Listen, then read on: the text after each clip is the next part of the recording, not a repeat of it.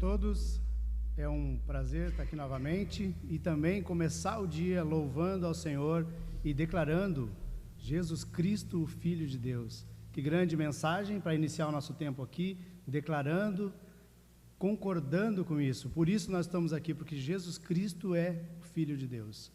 Vamos nos colocar de pé, por favor. Eu quero começar esse tempo dando as boas-vindas a todos, aqueles que nos assistem pelo YouTube. Sempre falo Facebook, é o YouTube. Nós deixamos o Facebook, depois a gente posta lá para vocês também. Então, aqueles que nos assistem em casa também pelo YouTube. Deus abençoe a todos, sejam todos bem-vindos, ainda que virtualmente, aqueles que aqui estão presencialmente.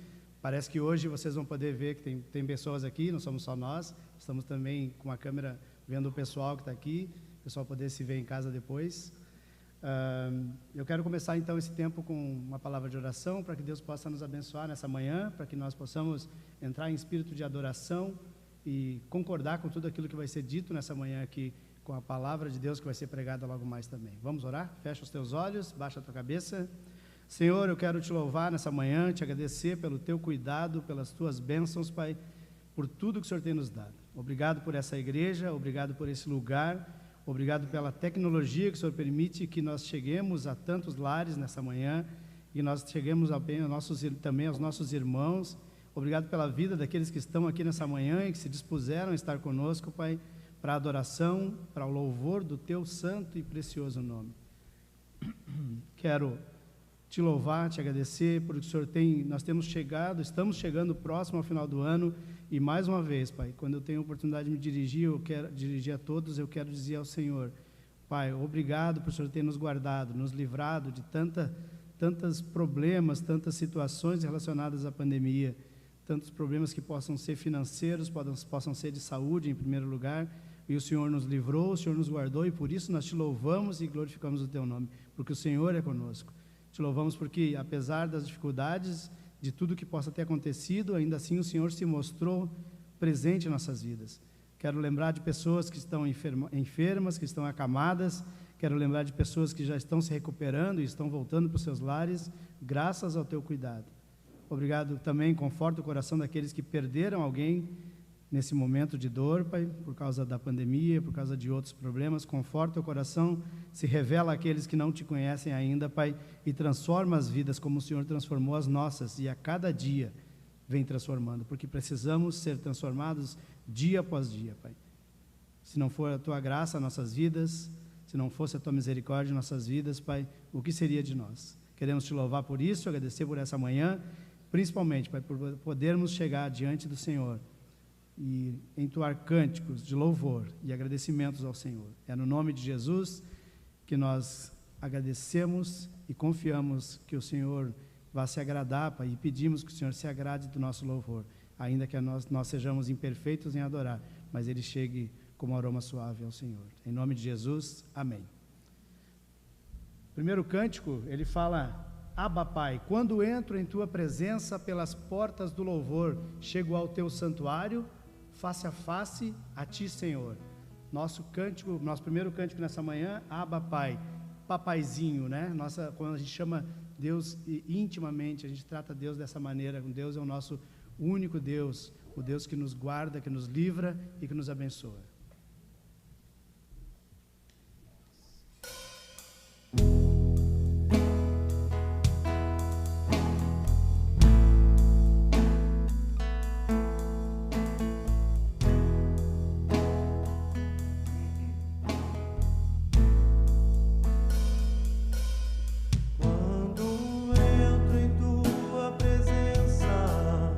Pelas portas do louvor,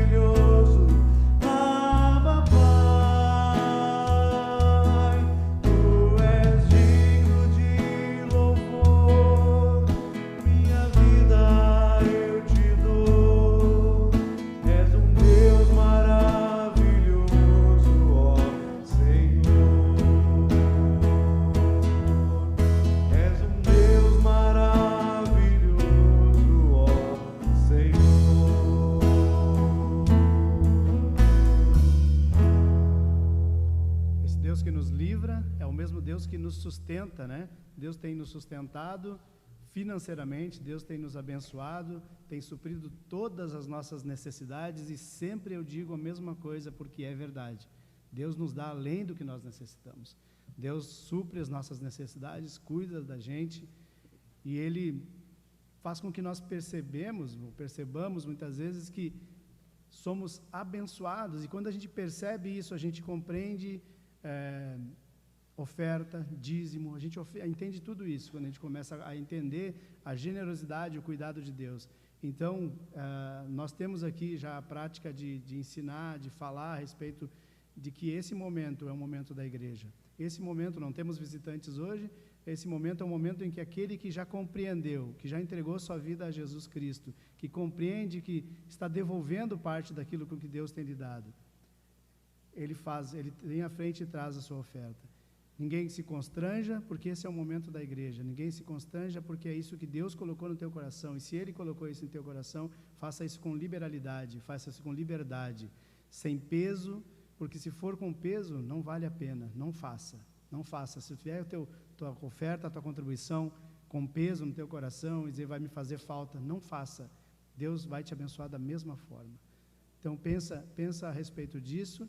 Nós temos sempre falado isso, insistido, porque Deus tem nos sustentado ao longo de 26 anos, quase 27 anos, e nós nunca usamos o púlpito para pedir recursos. Nós nunca usamos o púlpito para isso. E isso nós damos graças a Deus porque Ele nos sustenta, porque Ele tem sido o nosso sustentador. E esse Deus é o Deus que nós cremos, e esse Deus é o nosso Deus maior. Não existe Deus superior, não há outro Deus, não há Deus como esse nosso Deus. Não há Deus maior, é o próximo cântico, mas eu queria só ler o Salmo 53:1, quem puder abrir comigo aí, porque infelizmente não é a realidade de todos. Salmo 53, versículo 1. Essa é a nossa realidade, nós compreendemos que Deus é o único Deus, e existem infelizmente, a Bíblia trata como insensato, Salmo 53, versículo 1. Diz o insensato no seu coração, não há Deus, corrompem-se e praticam iniquidades, já não há quem faça o bem. Nós, contrariamente a isso, e devemos falar isso para aqueles que ainda não compreenderam, existe um Deus, existe um único Deus, e é o nosso Deus, não o Deus da Iba Canoas, o nosso Deus, daqueles que creem em Jesus Cristo, daqueles que confiam no Senhor, Salvador, daqueles que confiam no Criador de tudo. Nosso próximo cântico, não há Deus maior.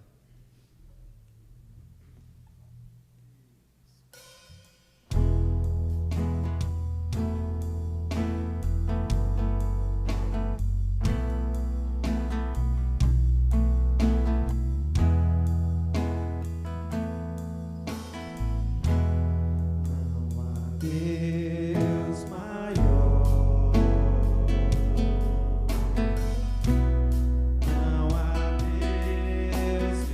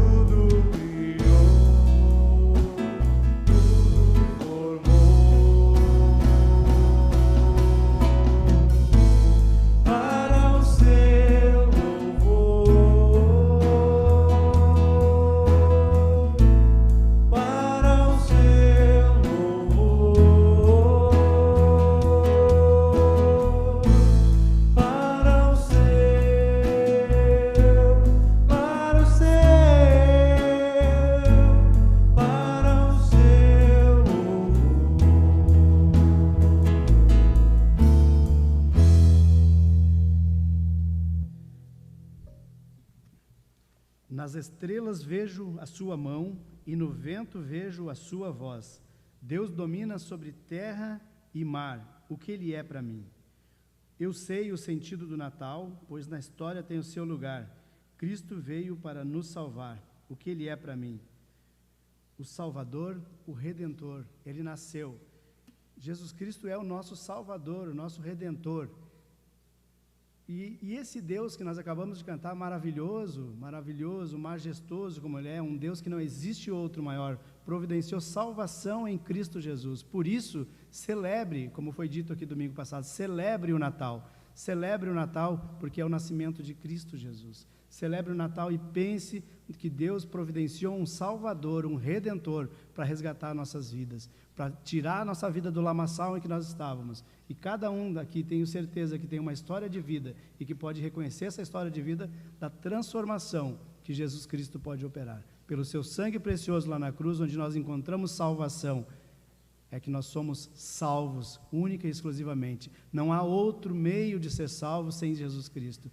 Pense a respeito disso. Não precisa esperar o dia 24 de dezembro para refletir sobre isso. Reflita hoje na tua situação. Vê como que está o teu coração, vê como que está a tua vida.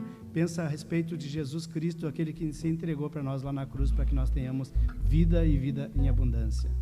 Celebre o Natal. Nas estrelas é o nome da próxima música.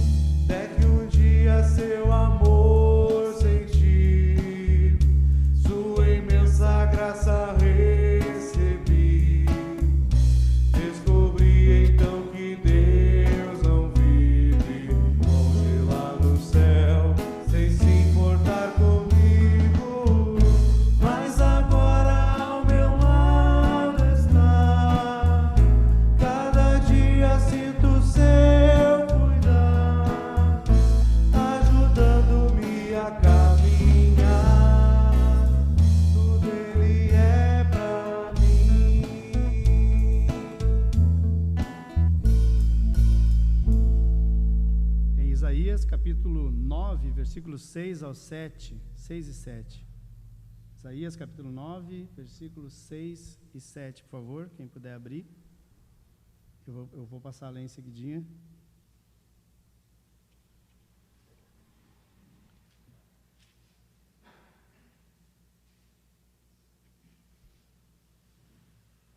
Isaías 9, 6 e 7. Porque um menino nos nasceu, um filho se nos deu.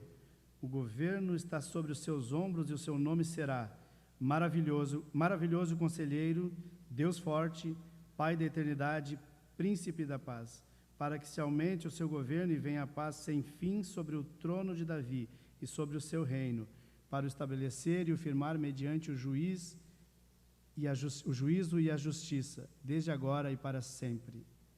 O zelo do Senhor dos Exércitos fará isto.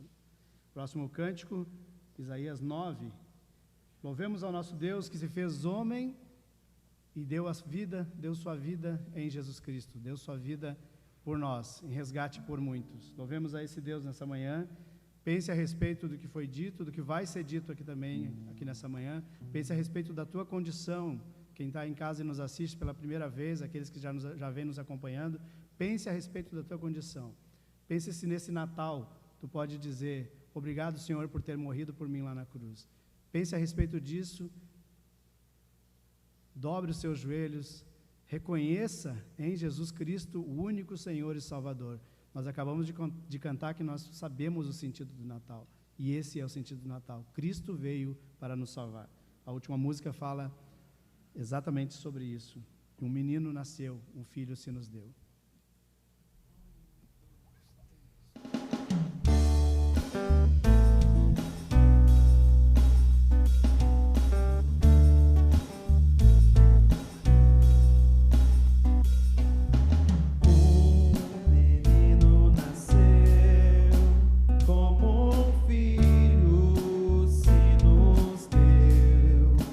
Ele é o próprio Deus que vive em mim.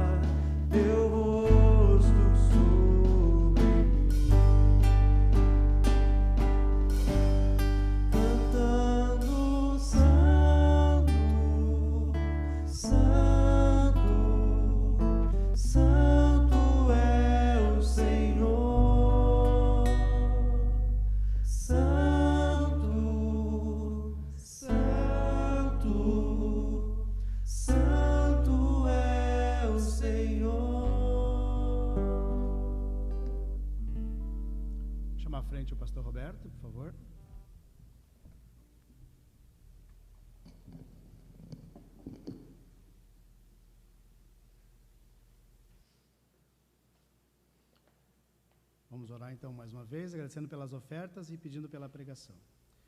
Senhor, eu quero te louvar mais uma vez, Pai, te louvar pelo teu cuidado conosco, pelas tuas bênçãos, pelas tuas misericórdias, Pai.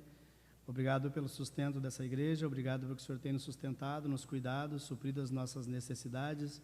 Obrigado porque, através dos recursos que o Senhor providenciou, nós podemos chegar a mais casas, a mais lares, a mais pessoas, e assim o Senhor ser conhecido com uma pregação séria, verdadeira. Obrigado porque o Senhor tem também suprido as nossas necessidades, e assim eu te louvo pelos dízimos e as ofertas. Te agradeço pela vida do pastor Roberto, já peço pela vida dele, que ele possa trazer aqui uma mensagem que toque aos nossos corações, porque o Senhor o usa no meio dessa igreja, e que esse servo do Senhor possa ser usado nessa manhã para que nós possamos compreender a Tua Palavra, aplicar em nossas vidas e refletir a respeito de tudo aquilo que a Tua Palavra tem para nos dizer. Abençoa cada um que está participando em casa também, com entendimento, com clareza, com discernimento daquilo que a Palavra vai ser, da Palavra que vai ser trazida. Coloca cada um, Pai, dá a cada um coração humilde, sincero, em querer aprender e querer conhecer, menos crítico, mas sim um coração sincero que quer compreender a Tua Palavra e recebam como a palavra como terra fértil, Pai, como recebam a palavra no seu coração como terra fértil, Pai, para que elas possam frutificar, Pai. Abençoa cada um, abençoa o pastor Roberto, dá a ele sabedoria, como o Senhor já tem dado, e obrigado pela vida dele entre nós aqui, Pai. Te louvo por tudo, em nome de Jesus, amém.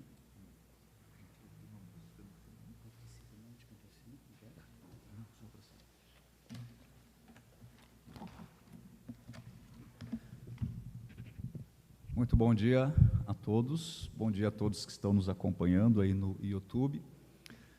Desejo que a bênção do Senhor esteja nas nossas vidas, nas nossas famílias, na nossa igreja, e é muito bom nós podermos adorar e louvar ao Senhor juntos nesta manhã, hinos e cânticos tão bonitos que falam ao nosso coração e fazem nos pensar, especialmente nesses dias, nesse fato maravilhoso, bendito, que é a encarnação do nosso Senhor Jesus Cristo, a vinda do nosso Salvador a este mundo. Neste mês de dezembro, nós estamos pensando acerca deste fato glorioso, bendito, a encarnação de Cristo. E eu gostaria de convidar você a abrir a sua Bíblia, ou o seu aplicativo, lá na carta do apóstolo Paulo aos Gálatas, capítulo 4, nós vamos ler os versículos 3 a 7. Gálatas 4, 3 a 7.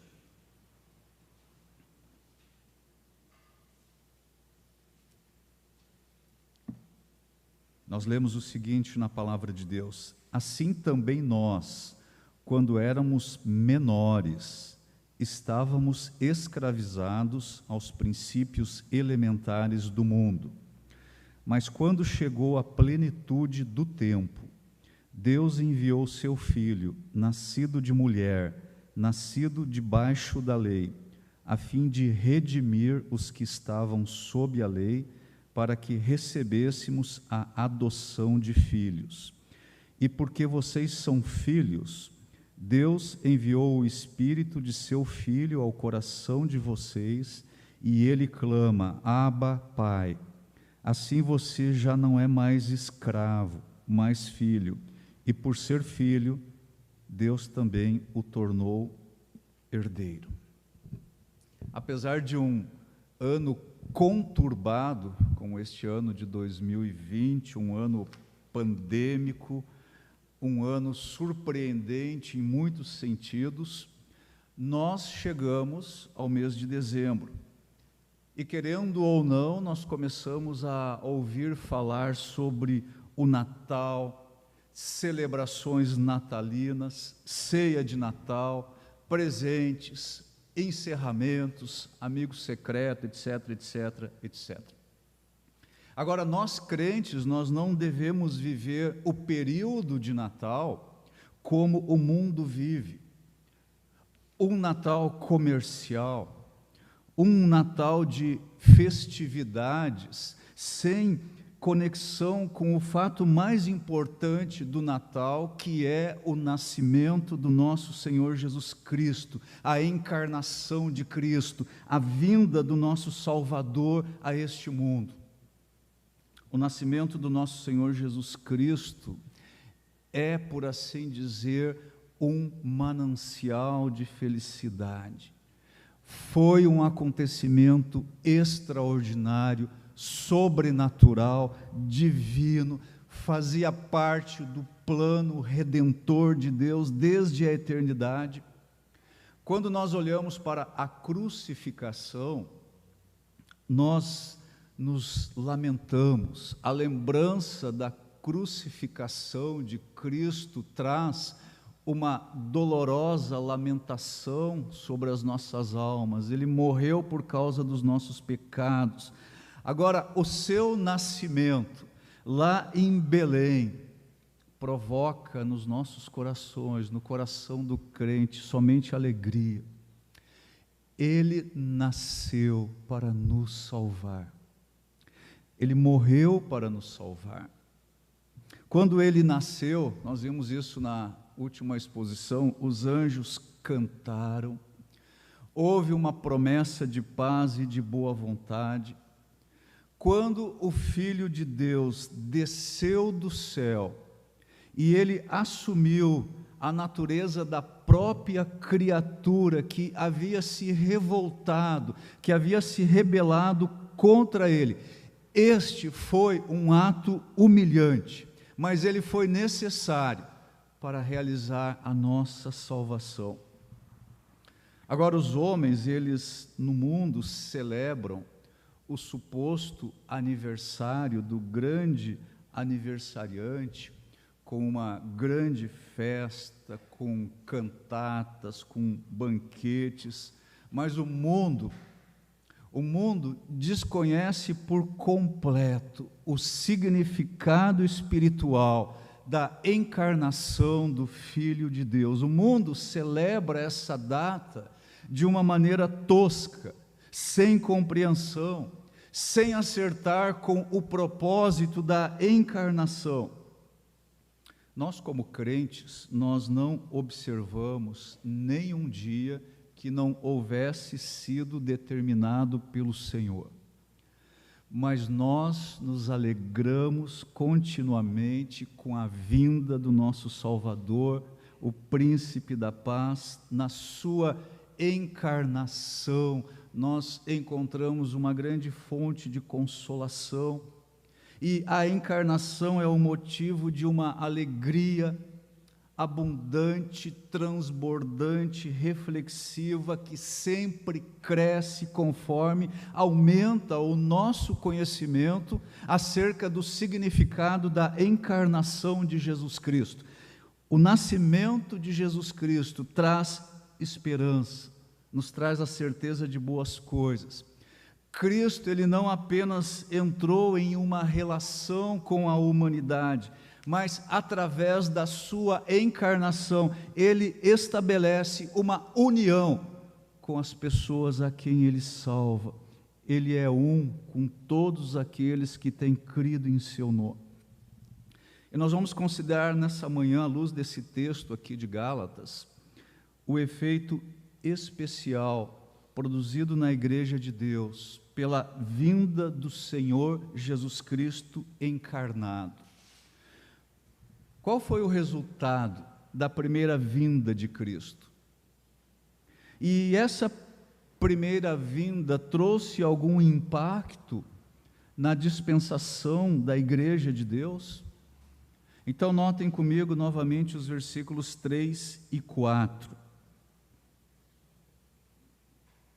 Assim também nós, quando éramos menores ou crianças, estávamos escravizados aos princípios elementares do mundo, mas quando chegou a plenitude do tempo, ou, como diz a NVT, quando chegou o tempo certo, Deus enviou o seu Filho, nascido de mulher, nascido debaixo da lei. E talvez alguns dirão, mas isso aqui se trata dos judeus, Paulo está falando dos judeus. Mas no capítulo anterior, Paulo adverte que nós não devemos dividir a igreja de Deus entre judeus e gentios. Para ele, a igreja de Deus é uma igreja só. Quando ele diz, nós éramos escravos, ele está se dirigindo aí aos gálatas cristãos, e muitos desses crentes eram gentios, e Paulo não considera os crentes aqui nem judeus, nem gentios. Os gálatas, eles eram parte da igreja de Deus, uma igreja única, uma igreja indivisível. E Paulo nos mostra aqui nesse texto que a igreja, até o momento da vinda de Cristo, era como crianças menores em idade escolar. Ela estava sob a tutela, ela estava sob a administração de aios, de pedagogos, é a palavra aqui no original. Era como um jovem que ainda não havia alcançado a idade da sensatez. E nessa fase da vida, nós somos mantidos sob certas restrições. Agora, quando Jesus veio, quando o Verbo de Deus veio, quando Ele habitou e tabernaculou entre nós, foi esse o momento, ou a fase em que a maturidade da igreja começou. Os crentes já não são mais crianças, eles já não são mais menores, eles já não estão mais debaixo de tutela, eles foram tornados adultos em Cristo Jesus. Então, por meio do primeiro advento aí do nosso Senhor Jesus Cristo, Ele fez a igreja passar de sua menoridade e de estar sob tutela para uma condição de maturidade. E aqui no contexto de Gálatas, isso significa que a igreja foi capaz de tomar posse da sua herança, de desfrutá-la. Nós saímos debaixo da tutela da lei. Nós não estamos mais debaixo da vara e do governo da lei. Nós chegamos à liberdade. Nós somos agora herdeiros adultos. Então, este aqui, ele é um texto maravilhoso da palavra de Deus. E com base nesse texto, eu tenho 2 pontos para esta manhã, para a nossa reflexão. Em primeiro lugar, nós vamos falar sobre a missão do Filho de Deus. E em segundo lugar, nós vamos olhar para os resultados desta missão. Comecemos então com a alegre missão do Filho de Deus. Vejam novamente aí o versículo 4. Eu vou fazer a leitura na NVT. Mas quando chegou o tempo certo, Deus enviou seu Filho, nascido de uma mulher e sob a lei. O Senhor do céu, Ele veio à terra. Deus assumiu a natureza humana. Glória a Deus. Aleluia. E isso aconteceu, diz o apóstolo Paulo aqui, no tempo certo, ou em chegando à plenitude do tempo. O mundo permaneceu em trevas durante milhares de anos, e era necessário esse lapso de tempo, o decurso desse tempo, para que a igreja alcançasse plena idade. Jesus foi enviado quando veio a plenitude do tempo. Então note o seguinte, o nosso Senhor, Ele não veio antes do tempo, e o nosso Senhor, Ele também não veio depois do tempo. Ele foi pontual, Ele veio na hora certa, e o nascimento de Cristo é a maior luz da história. O nascimento de Cristo é o sol no céu de todos os tempos, é a estrela polar do destino humano, é o ponto essencial de toda e qualquer cronologia.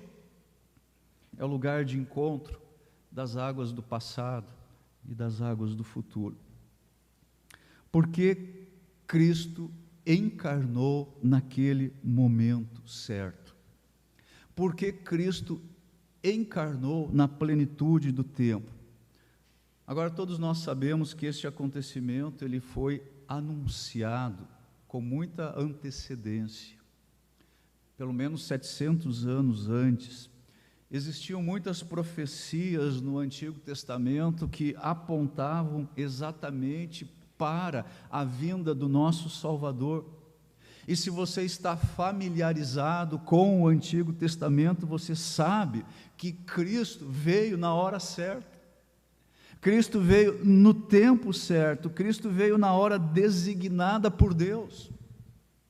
É Deus quem estabelece a data de cada evento, tanto na história universal como também na nossa vida. Todos os tempos, eles estão nas mãos de Deus, não há fios soltos na providência de Deus, não há pontos de ferimentos que se soltem, não há eventos que sejam deixados ao azar. E eu posso afirmar para você que o relógio de Deus, ele é muito mais perfeito que o mais perfeito relógio suíço. A encarnação de Cristo foi então um evento divino, grandioso. Ele foi cronometrado com uma pontualidade certeira. Deus quis que fosse onde foi, quando foi e como foi. Agora, meus irmãos, eu não posso explicar plenamente por que, quando Deus enviou o seu Filho, este foi o tempo certo. Eu não sei explicar isso completamente, eu apenas compreendo que havia uma adequação no tempo em que a igreja cumpriria a sua maioridade com relação ao resto da humanidade. E vocês sabem que o mundo tem que conhecer a sua escuridão para que ele possa valorizar a luz quando ela brilha. O mundo tem que se cansar da sua escravidão para que ele possa dar boas-vindas ao grandioso libertador. Então era preciso tempo para Deus demonstrar que a sabedoria do mundo é pura tolice. Era necessário o esgotamento do intelecto e da razão humana. Deus enviou o seu Filho no tempo certo. O nosso Salvador, ele veio quando o tempo era cumprido, quando era a hora da colheita, quando a colheita estava pronta para ser colhida. Ainda nesse texto, observem o seguinte: mas quando chegou o tempo certo, versículo 4, Deus enviou o seu Filho, nascido de uma mulher e sob a lei. E observem atentamente aí que o movimento aqui é de quem? O movimento é do Senhor. Não é nós que nos movemos em direção ao Senhor, foi o Senhor quem moveu-se até nós, foi Ele quem enviou o seu Filho. Nós não lemos aqui que um mundo em arrependimento buscasse o seu Criador e se voltasse para Ele, não foi isso que aconteceu. O próprio Deus ofendido, em infinita compaixão, Ele rompe o silêncio e Ele veio para abençoar os seus inimigos. Agora, isso é a espantosa graça de Deus em operação. Todas as coisas boas, elas começam com Deus. Então, quando veio a plenitude do tempo, quando chegou o tempo certo, Deus enviou o seu Filho. Deus mesmo interveio para conceder ao seu povo seus privilégios. Agora, nós sabemos que Deus deseja salvar muito mais do que o mundo deseja se arrepender. Observem mais uma vez essa intervenção divina, que Paulo diz, Deus enviou seu Filho. E detenha-se um pouco aí neste verbo, enviou. Deus enviou. O Pai enviou. Deus enviou. Sabe o que isso significa? Tudo o que Cristo fez, Ele fez por comissão e debaixo da autoridade do seu Pai. Quando nosso Senhor Jesus Cristo nasceu lá em Belém, quando Ele assumiu a nossa natureza humana, Ele fez isso com autorização divina. Quando Ele chegou e distribuiu dons abundantes aos homens, Ele fez isso como mensageiro e embaixador de Deus. Ele era o embaixador pleno da corte celestial. Por trás de cada palavra que o Senhor Jesus Cristo proferiu, está a garantia do Pai Celestial. Por trás de cada promessa de Cristo, há um juramento de Deus. O Filho, Ele não faz nada por si mesmo. O Pai trabalhou no Filho, trabalhou com o Filho e trabalhou através do Filho. O nosso Salvador, então, Ele foi enviado pelo Deus Altíssimo. Ele estava autorizado a realizar cada coisa que Ele realizou. E é uma grande alegria para todos os crentes que o nosso supremo e grandioso Salvador, Ele foi enviado pelo Pai Celestial. Agora dirijam aí o seu olhar à seguinte expressão: Deus enviou quem? Seu Filho. Agora observem aí que a divina pessoa de Cristo foi enviada. Deus não enviou um anjo, Deus não enviou uma criatura exaltada, Deus enviou o seu próprio Filho. E é muito certo que Cristo é Deus, Ele é chamado seu Filho. Ele existia antes mesmo de este mundo ter sido criado. Agora notem o seguinte: se Deus o enviou, é porque Ele já existia. E nós sabemos que Ele e o Pai são um. E Ele fala isso na sua oração sumo sacerdotal, lá em João capítulo 17. Agora, meus irmãos, para mim, quando eu penso nisso, é de admirar e de constranger que Deus tenha gerado somente um Filho e que Ele o tenha enviado para nos salvar. Que dignidade que existe aqui. Quem veio nos salvar não é nenhuma criatura frágil como nós. Quem assumiu a nossa natureza humana não é um ser de força limitada, tal como poderia ser um anjo ou um serafim. Quem veio nos salvar é o Filho do Altíssimo.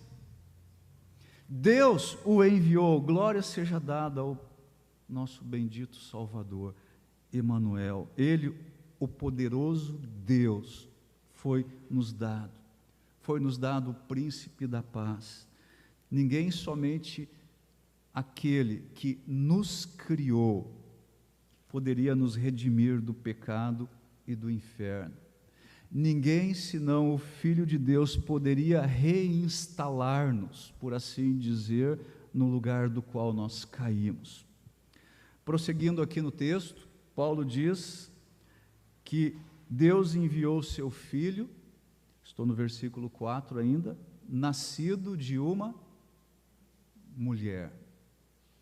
E há uma importância singular aqui nesse fato. O Filho de Deus, Ele chegou no tempo certo, Ele veio na plenitude do tempo e Ele foi nascido de mulher. Ele é, portanto, da nossa raça. Ele foi um homem como nós. Ele não foi alguém de outra espécie. Cristo não possuía apenas uma humanidade. Cristo possuía a nossa humanidade. Agora reparem o seguinte, existe aqui, nessa palavra de Paulo aqui, existe uma omissão que, sem dúvida, não foi intencional. Paulo diz, ele é nascido de uma mulher. Paulo não diz que ele é nascido de homem. O Espírito Santo, ele cobriu com a sua sombra a Virgem, e o santo ser nasceu dela sem o pecado original, que pertence à nossa raça por descendência natural.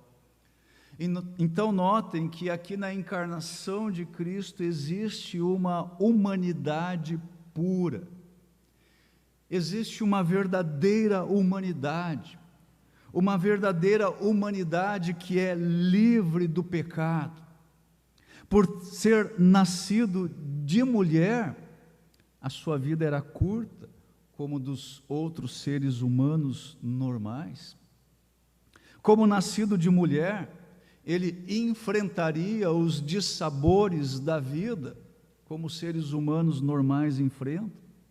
Como nascido de mulher, ele estava rodeado das nossas debilidades físicas. Porém, ele não era nascido de homem. Ele estava desprovido de toda a tendência ao mal. Ele não se deleitava com o mal. E nós devemos nos alegrar nesta íntima aproximação de Deus conosco, de Cristo conosco, aquele que é o Filho de Deus, o Filho do Altíssimo, ele também é nascido de mulher. Prosseguindo ainda aqui no texto, ainda no versículo 4, nascido de uma mulher e nascido sob a lei. Deus enviou o seu Filho nascido sob a lei. Ele veio sob a lei.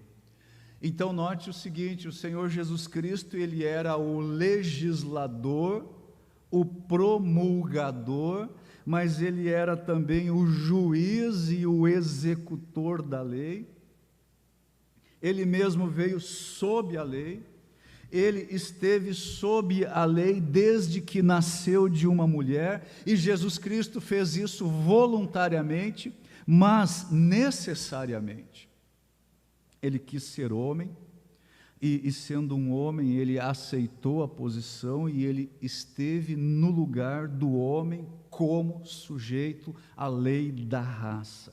Ele foi circuncidado de acordo com a lei.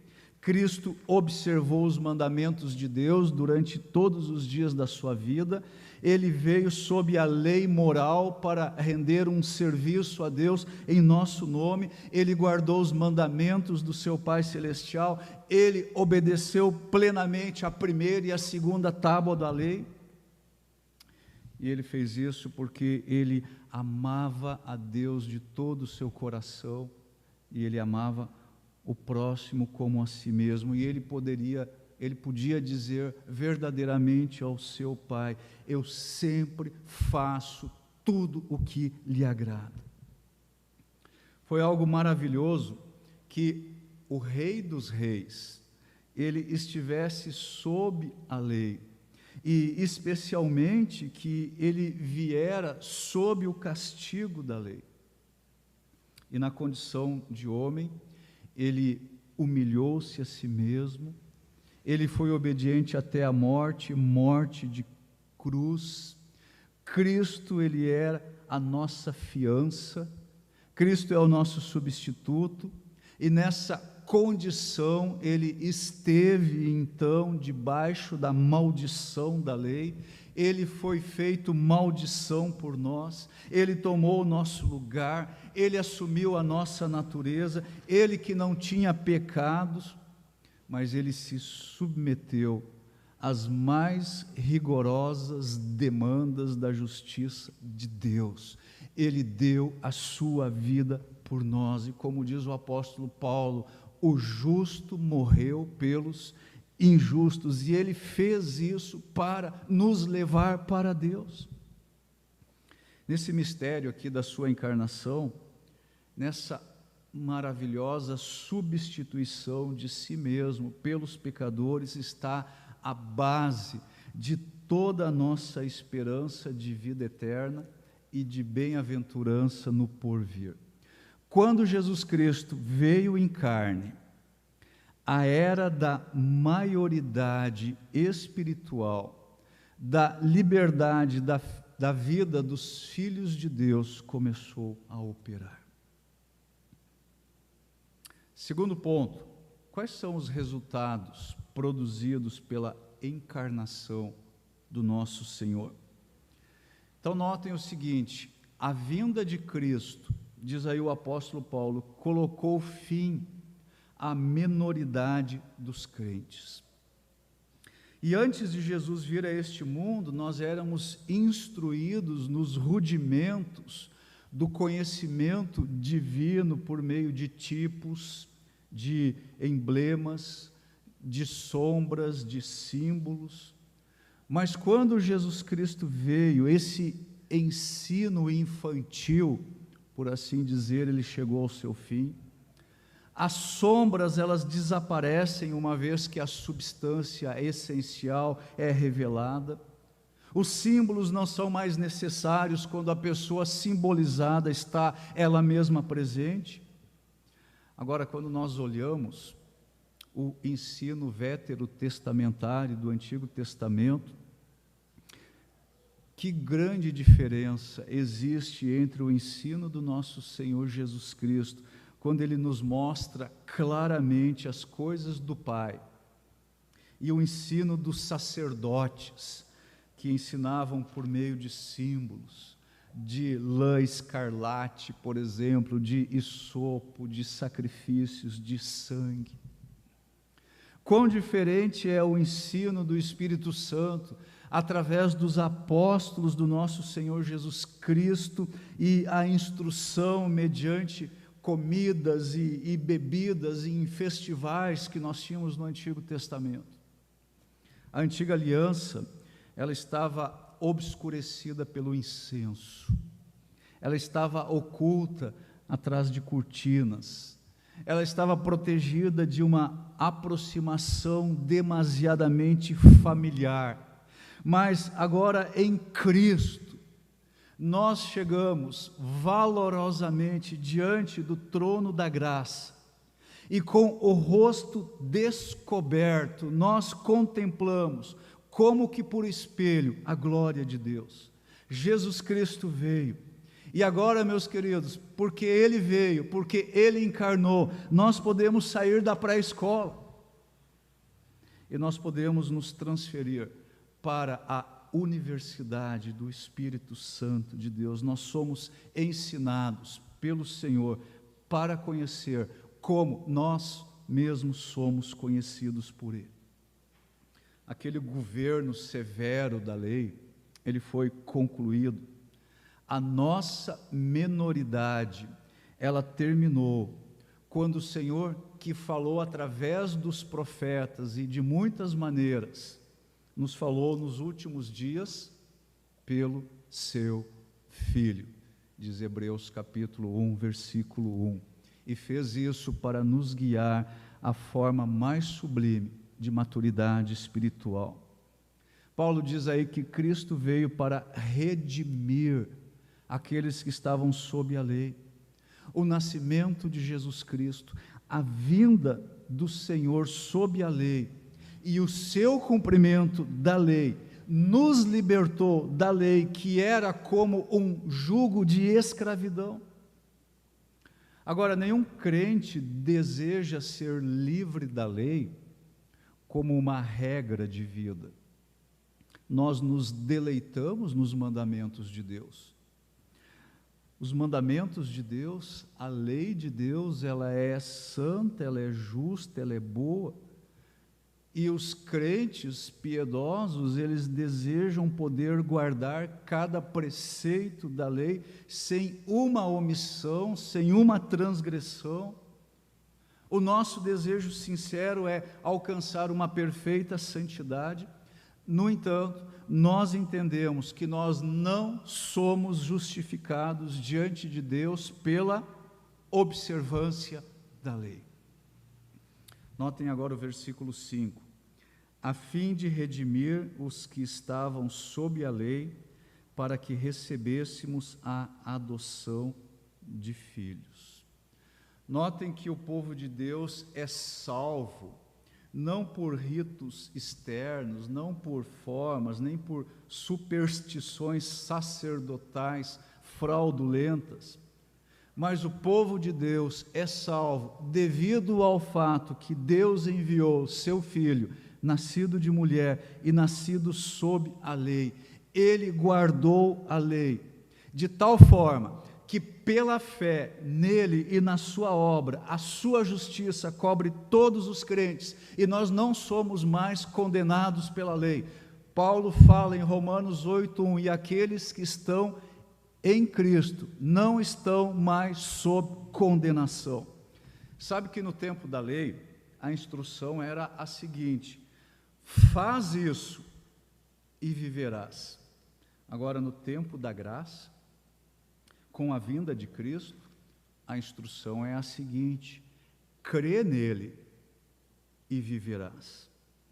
Deus nos ama por pura graça. Ele perdoa as nossas iniquidades gratuitamente, e Ele faz isso através de uma bondade gratuita. Nós somos salvos não por obras de justiça que nós tenhamos feito, ou por atos santos que nós esperamos realizar, mas nós somos salvos inteiramente pela graça imerecida. E se é por graça, então não é por obras. E é o nosso gozo maior e mais completo que tudo seja por graça, do princípio até o fim. Então nós somos redimidos da lei, porque o nosso Senhor Jesus Cristo, Ele foi nascido sob a lei. Nós fomos tornados filhos de Deus. Às vezes isso se torna tão banal entre nós, né? Se torna um clichê entre os crentes. Nós somos filhos de Deus. Deus nos adotou como seus filhos. Deus nos amou. Deus nos salvou. Não são as nossas obras que nos salvam, foi o seu amor revelado na pessoa de Jesus Cristo que nos salva. Eu quero ler mais uma vez os versículos 4 e 5. Mas quando chegou a plenitude do tempo, Deus enviou seu Filho, nascido de mulher, nascido debaixo da lei, a fim de redimir os que estavam sob a lei, para que recebêssemos a adoção de filhos. Então, para que outras coisas Jesus Cristo veio? Aí no final do versículo 5, nós lemos: a fim de nos adotar como seus filhos.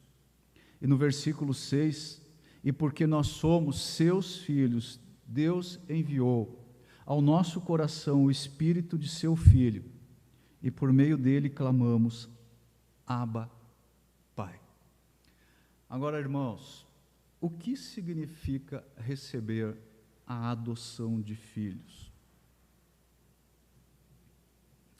Se você é um crente verdadeiro, que tem um relacionamento pessoal com Cristo, você está na família de Deus.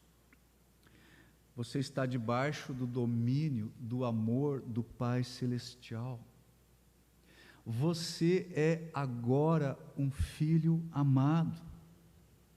Isso significa que eu posso entrar e sair da casa do meu Pai, não como um servo ou um criado aí temporal, mas como um filho em casa. Eu não estou buscando ser contratado como um servo. mas eu estou sempre com o meu Pai, e tudo que Ele tem é meu. O meu Deus, Ele é o meu Pai.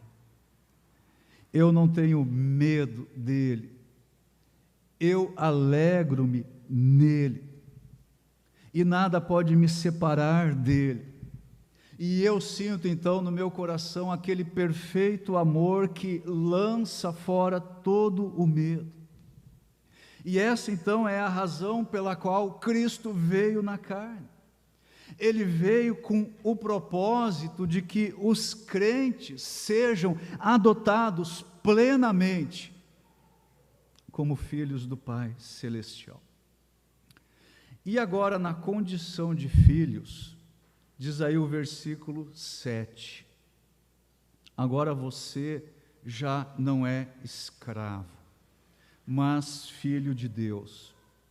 E uma vez que é filho, Deus o tornou herdeiro dele. Então, como filhos de Deus, nós somos também herdeiros. Alguém que é filho, ele sabe que ele é um herdeiro de todas as propriedades do seu pai. Eu sempre brinco com as minhas filhas, que elas sempre estão de olho na minha biblioteca. É a maior riqueza que eu tenho, meus livros. E o filho, ele considera tudo que o pai tem como sendo seu. Ele considera que as riquezas do seu pai o faz rico. Agora, queridos, eu desejaria muito que todos os crentes pudessem se aproveitar no sentido positivo, saudável, pudessem se aproveitar de todas as promessas e de todas as bênçãos de seu Deus e Pai. Vocês estão lembrados lá de Romanos 8:32? Este foi o texto que eu trabalhei quando nós voltamos ao nosso culto presencial aqui. Lembro que Paulo diz em Romanos 8:32, se ele não poupou nem mesmo o seu próprio filho, mas antes o entregou por todos nós, acaso não nos dará todas as outras coisas? Agora, entre os homens, aqui no mundo, os filhos só se tornam herdeiros uma vez que o pai morre. Mas o nosso Pai Celestial, Ele está no céu, Ele vive, e no entanto nós temos plena herança dEle. O Senhor Jesus Cristo, Ele foi nascido de mulher com o propósito de que o seu amado povo pudesse tomar posse da sua herança imediatamente. E nós já podemos sentir um pouco desse gosto, desta relação perpétua que agora foi estabelecida entre Deus e seus filhos adotivos, mediante a pessoa de Cristo. E se você é um crente, você foi adotado por Deus. Você se tornou um filho adotivo de Deus. Deus consumou o seu processo de adoção. E Deus não cancelou jamais nenhuma adoção até este momento. As estrelas poderiam se converter em carvões, o sol e a lua poderiam se converter em coágulos de sangue, mas aqueles que são nascidos de Deus, eles possuem uma vida interior que nunca pode terminar, uma vida com Deus que vai perdurar por toda a eternidade. E essa é a razão pela qual Jesus nasceu de uma mulher sob a lei. Nós temos o privilégio de sermos adotados por Deus. Nós somos herdeiros de Deus. Nós somos co-herdeiros com Cristo. E por fim eu queria destacar ainda mais um resultado na vinda de Cristo a este mundo, e volta aí novamente ao versículo 6. E porque nós somos seus filhos, Deus enviou ao nosso coração o Espírito de seu Filho, e por meio dele clamamos, Abba, Pai. Então notem que nós temos aqui neste texto 2 envios. Conseguem perceber isso? Nós temos 2 envios. Deus enviou o seu Filho, e agora Ele envia o seu Espírito. Então, porque Cristo foi enviado, o Espírito Santo foi enviado. A encarnação de Cristo determinou também a habitação do Espírito Santo na vida do crente. O Espírito de luz, o Espírito de vida, o Espírito de amor, Espírito de liberdade, o mesmo Espírito que havia em Cristo está agora no crente. Esse mesmo Espírito que desceu sobre Jesus nas águas do batismo, desceu também sobre os filhos de Deus, quando eles foram adotados por Deus. E o Espírito Santo, ele está sempre com o crente. E ele é o nosso guia. E ele é o nosso consolador. E a vida de Cristo é a nossa vida. E o Espírito de Cristo é o nosso Espírito. Então, meus queridos irmãos, e todos que estão nos acompanhando aqui, nesses dias de celebrações natalinas, eu desejo que todos nós, eu desejo a você, meu irmão e minha irmã em Cristo, que devido ao fato que Cristo nasceu nesse mundo, nós possamos de imediato cumprir a maioridade, e que nós possamos dizer nessa hora, confiadamente, Abba, Pai, que literalmente significa paizinho. O grandioso Deus, o Criador do céu e da terra, Ele é meu Pai. E se você é um crente, Ele é seu Pai. E que nós possamos então regressar para as nossas casas, e nós estamos entrando na semana do Natal, e que nós possamos regressar então para as nossas casas com a certeza irremovível de que Ele é o nosso Paizinho, e que você possa ter os seus olhos bem abertos, ó crente, para ver que você tem aquilo que querubins diante do trono de Deus jamais alcançaram, jamais ganharam. Nós temos uma relação com Deus do tipo mais próximo, mais íntimo, mais profundo. É uma relação de amor, e o meu espírito tem essa expressão como sua melodia, Abba, Pai. Abba, Pai. Crente, você é um filho de Deus. Crente, você é um herdeiro de Deus. Agora, se isso é verdade, você precisa viver de acordo com os seus privilégios. Você é alguém adotado na família de Deus. Você é alguém adotado na casa de Deus. Por isso, não seja na casa de Deus como um estranho. O nosso Senhor Jesus Cristo, Ele fez grandes coisas por nós, e por isso nós estamos alegres.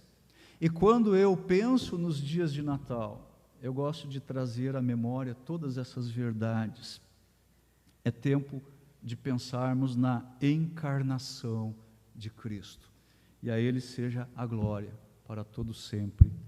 Amém. Curve sua cabeça, vamos orar mais uma vez.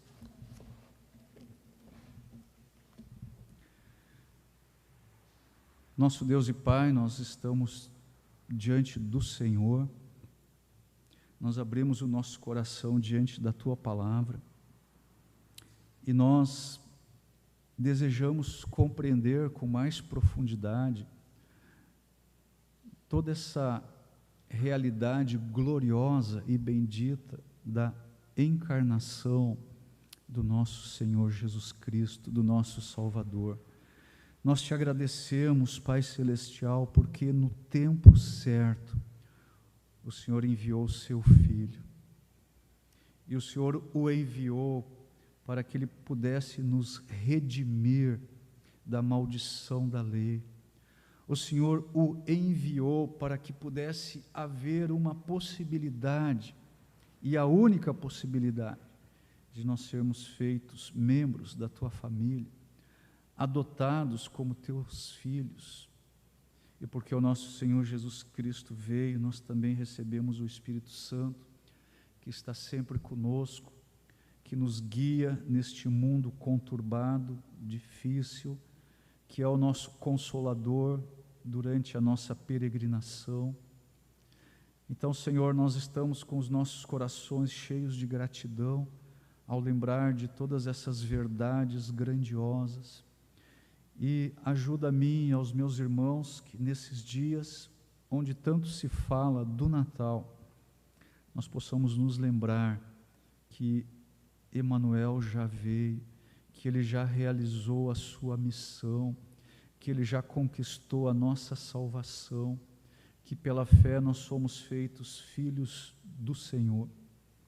E ajuda-nos, Senhor, a viver então como Teus filhos, desfrutando de todos esses privilégios, de toda essa herança, e que o mundo possa ver a nossa familiaridade com o Senhor. Eu peço todas essas coisas, entregando todo este dia e toda essa semana, pedindo a Tua bênção, pedindo a manifestação especial do Teu Espírito Santo nas nossas vidas. Eu sei que tem irmãos nossos que passam por grandes dificuldades e perturbação e agonia nesses dias. O Senhor conhece a todos, conhece as suas circunstâncias, e eu venho pedir, ó Pai Celestial, manifeste a Tua graça, traz libertação onde precisa haver libertação, traz restauração onde precisa haver restauração, traz fortalecimento onde precisa haver fortalecimento, traz alegria onde há talvez só tristeza. Senhor, que nós possamos despertar verdadeiramente para o fato de que nós somos Teus filhos.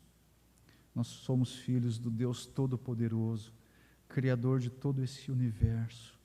Nós sabemos que o Senhor nos ama e a prova maior do seu amor é o Senhor ter enviado o seu Filho para morrer em nosso lugar. Nós pedimos todas essas coisas em nome e nos méritos do nosso Senhor e Salvador, Jesus Cristo. Amém.